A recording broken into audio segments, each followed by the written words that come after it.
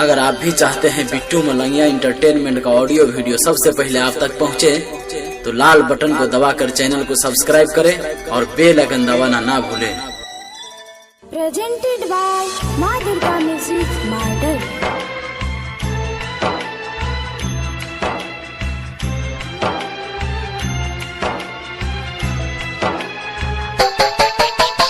अखन अहाँ सब सुन रहल छी बिट्टू मलंगिया एंटरटेनमेंट के।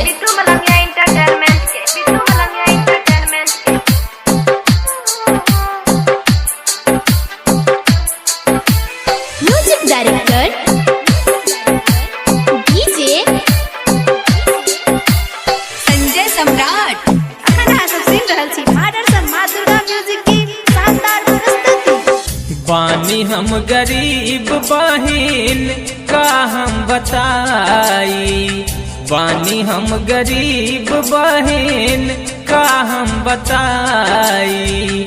शादी करेला पैसा कहवा से लाई, बानी हम गरीब बहिन का हम बताई। शादी करेला पैसा कहवा से लाई। डीजे बिट्टू मलंगिया मधुबनी 77 837 38 0।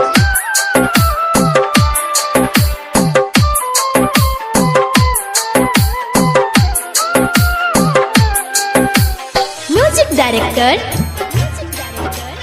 डीजे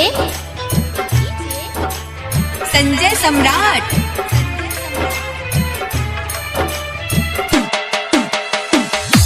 लड़का के पापा हवे दहेज के भुखाल हो, मांगे रुपया पैसा और गाड़ी पल्सर हो।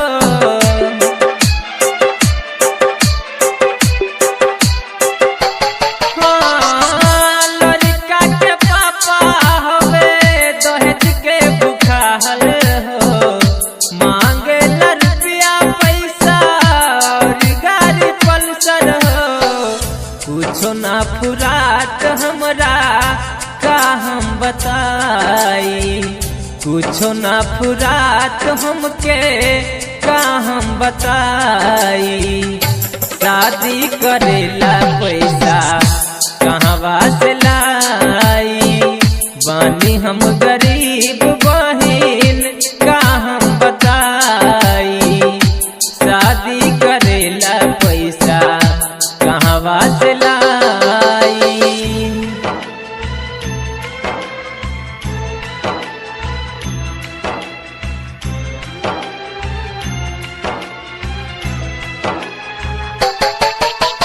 डीजे बिट्टू मलंगिया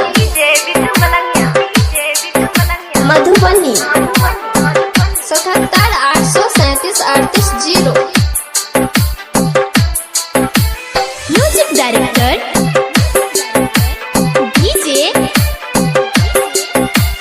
संजय सम्राट।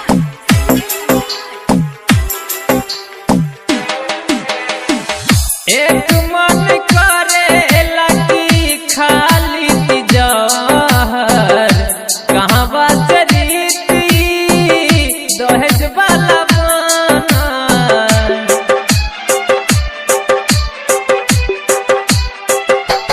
हाँ, एक मन करे लगी खाली तिजोहर, कहवा से रीति दहेज वाला बनल। कैसे बियाह बहिन तोहर हम कराई, कैसे बियाह बहिन तोहर हम कराई। शादी करेला पैसा कहवा से लाई, बानी हम गरीब बहिन का हम बताई। शादी करेला पैसा कहवा से लाई। डीजे बिट्टू मलंगिया मधुबनी 77 837 38 0।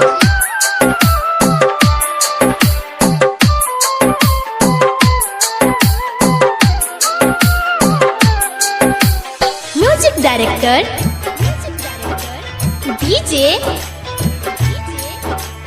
संजय सम्राट।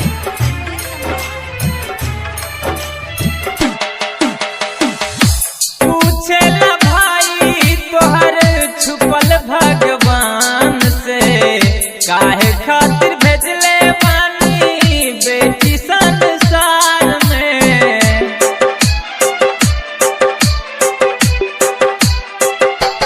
हाँ, पूछेला ज्ञानू भाई छुपल भगवान से, काहे खातिर भेजले बानी बेटी संसार में। बिक गईल खेत औरी घर बिकाई, बिक गईल खेत औरी घर बिकाई। शादी करेला पैसा कहवा से लाई, बानी हम गरीब